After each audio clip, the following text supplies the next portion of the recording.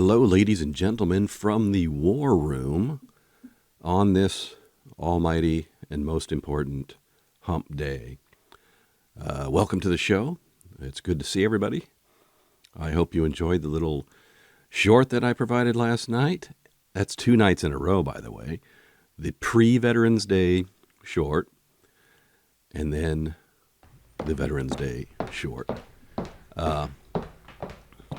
But I really hope that everybody had the most enjoyable Veterans Day. Hopefully you got out and saw some events. I'm speaking very cautiously, I might say, because I'm trying to avoid the need for a cough. Because, yes, ladies and gentlemen, I'm still coughing. But we're going to be okay. We're going to be okay. Operation the Hammer, as I mentioned the other day, is officially closed for business. Somebody was still commenting on it, so I just want to make sure you understand. Operation the Hammer is closed for business. We are now on Operation Smoking Guns 2.0, and it is on a marvelous path towards a victory. Already seeing results, lots of heads rolling. We're quickly approaching the middle of the month of November, and soon we'll be hitting Thanksgiving.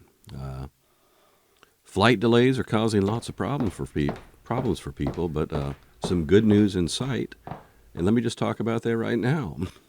By the time this video posts, or by the time you see it, in all likelihood, the vote will be complete by the House of Representatives, and the government will be back open for business. So to all of my friends out there who might be government workers, not earning a paycheck, welcome back into the fold. And for those that have worked throughout for no pay, thank you for your service. But it's coming to an end soon. It'll take some time to get the airports back running smoothly. And hopefully by Thanksgiving, maybe they can, reduce some of those cancellations and get things back on track. That's what we're hoping. So you have to say at times, kudos to the other party who worked with the GOP. Now look, I'm the type that always says we should reach across the aisle. It took a few more Democrats to do that, but they did that. They saw the writing on the wall, and they reached over and supported it. So thank you to those Democrats. Now there is work to do because they didn't get their way with the Affordable Care Act that they wanted. They wanted to extend the subsidies by a year. Look, it needs work. There's no question our healthcare system is in shambles, but you don't do it under pressure like this and call that a fix. And I've said again, time and time again, no taxpayer money should be going towards any kind of illegal health care. So these two parties need to get together between now and whatever the end of January and work through this. I can tell you that our own party, the GOP, is guilty for years of not working up a reasonable health care package. We were talking about canceling Obamacare as far back as leading into the 2016 election. Even before that, during the Obama administration, we're talking about getting rid of it. And then as soon as we take over in 2016, guess what? We had no plan. So we have some fault in this, and now it's time for our elected leaders to do the hard work and nug it out. That's what they call it when you're a Army staff officer. You nug it out. Now sit down, talk through it, compromise, and make a plan that is good for all Americans. That's what needs to happen. Anyway, so let's hope that happens. Turning Point goes to Berkeley a couple days ago. Rob Schneider was in there. He's like, shame on you, Berkeley. You got these people outside rioting, bloody fights. Pardon me, I had to wet my throat. Tear gas was flowing. It's very interesting, and he made a point that I've made before, is free speech. What do we call free speech?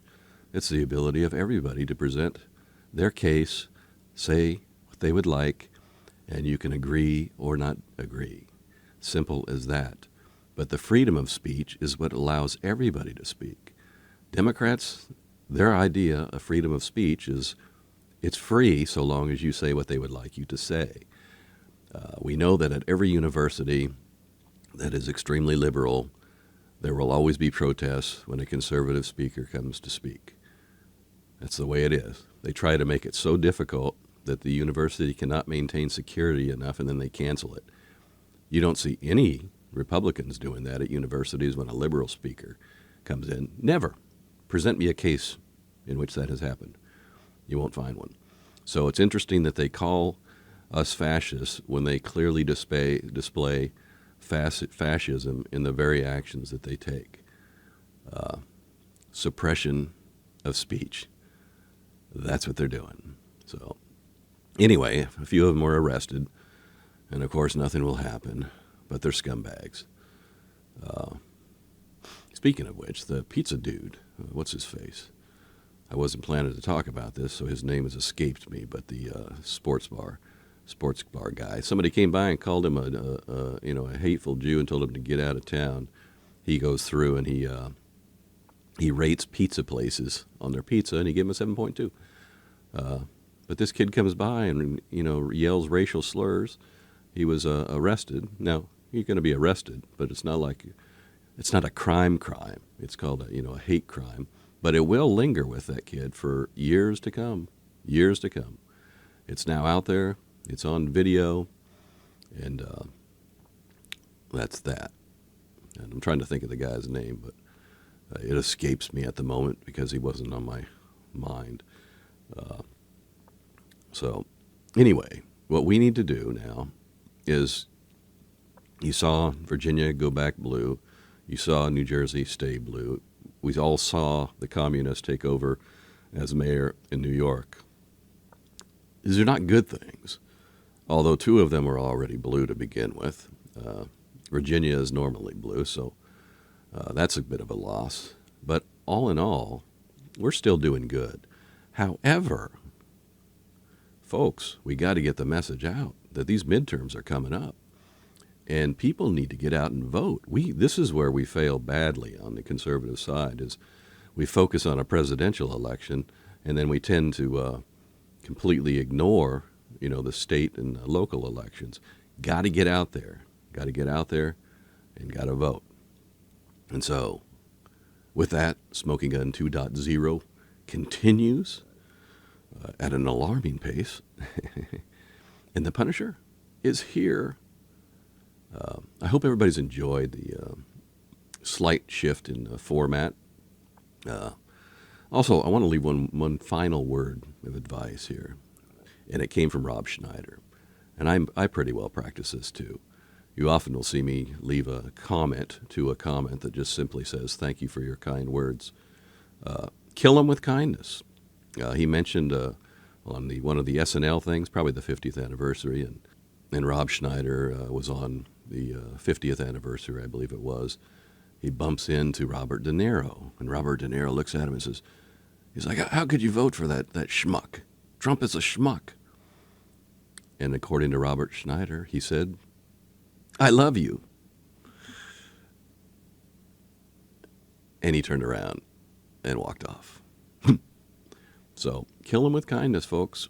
No need to engage in fights that you will not win. You will not change anybody's mind. Not very often, anyway. So, don't take on fights. It's not worth it. It's not worth the aggravation. It's just not worth it. So with that, you know what? I know what the American people do know it. Make sure you subscribe. And screw James White Bulger. We'll talk to you later. Bye.